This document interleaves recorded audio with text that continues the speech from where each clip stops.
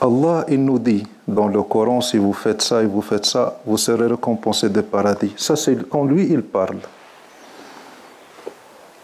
Mais nous, de notre part, on ne va pas dire à Allah, oh Allah, j'ai fait la prière, je t'ai adoré, donne-moi le paradis.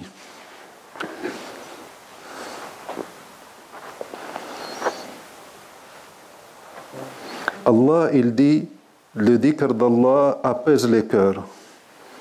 Mais moi, quand je vais faire dhikr, je ne vais pas dire à Allah, pourquoi tu ne m'as pas apaisé le cœur? Parce que lui, il dit, le dhikr d'Allah apaise le cœur. Mais quand tu fais le dhikr et tu dis, tu veux qu'Allah apaise ton cœur, ça veut dire que tu as fait le dhikr. Et si on va chercher si tu as bien fait le dhikr, on va trouver que tu n'as pas fait de dhikr. Si tu fais le dhikr pendant une demi-heure, pendant combien de temps tu penses à Allah? Pendant ta prière, si tu dis Allah, j'ai prié, donne-moi le paradis. Pendant combien de temps tu as pensé à Allah pendant ta prière? Tu lui demandes des comptes, il va te demander des comptes. Tu lui dis, j'ai prié, donne-moi, il va te dire, viens. On va discuter cette prière. Et en fin de compte, on va trouver que ce n'était pas une prière. Donc, prie, uskut, et tais-toi, ne demande pas. On ne demande jamais à un généreux.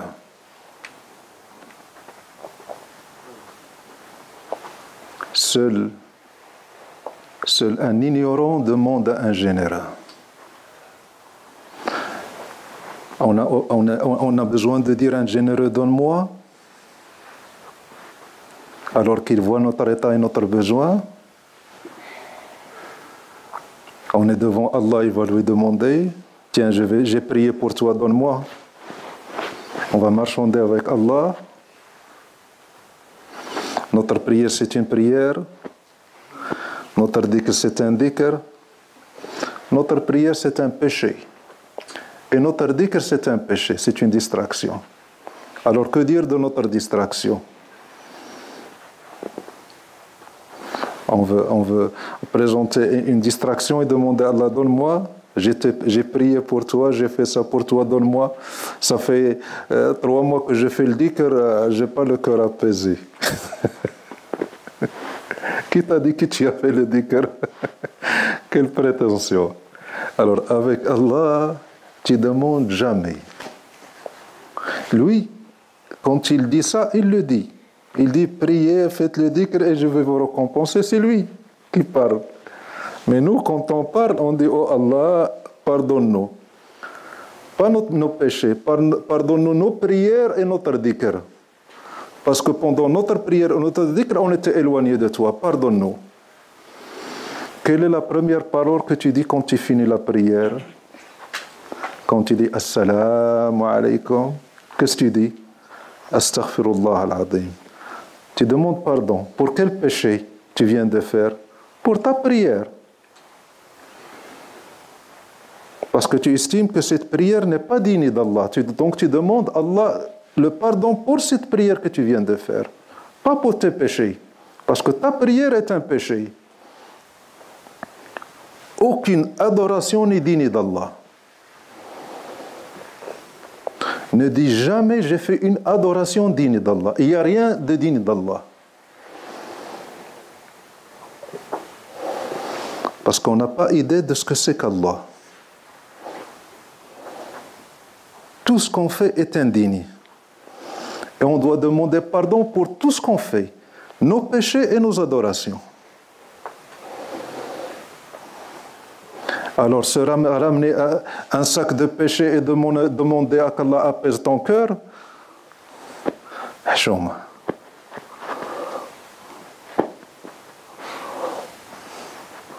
Alors, essaye de faire ce que tu as à faire. Ne compte pas sur tes adorations, compte sur sa générosité. هذا طبع اللئام.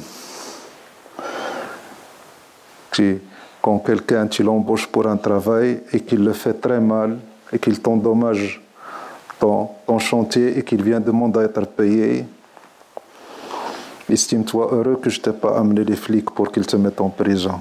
Tu viens te faire payer en plus. Je t'ai appelé pour que tu m'essuies les glaces, tu as tout cassé et tu viens me faire, tu veux te faire payer. Paie-moi les glaces que tu as cassées. Non, moi j'ai nettoyé, mais ça s'est cassé. Tout seul. Paye-moi.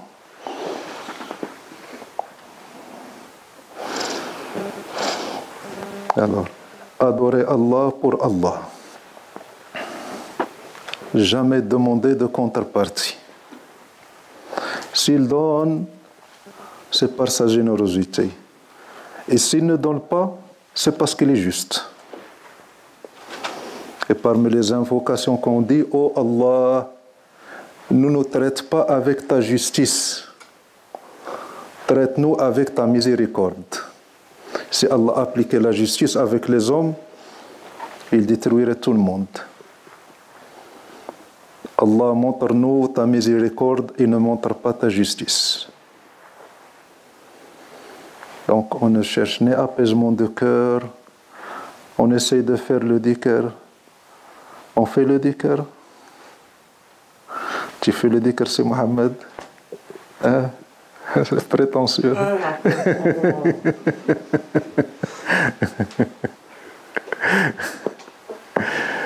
Quel dhikr. Qu'Allah subhanahu wa ta'ala nous pardonne. Qu'Allah subhanahu wa ta'ala nous pardonne.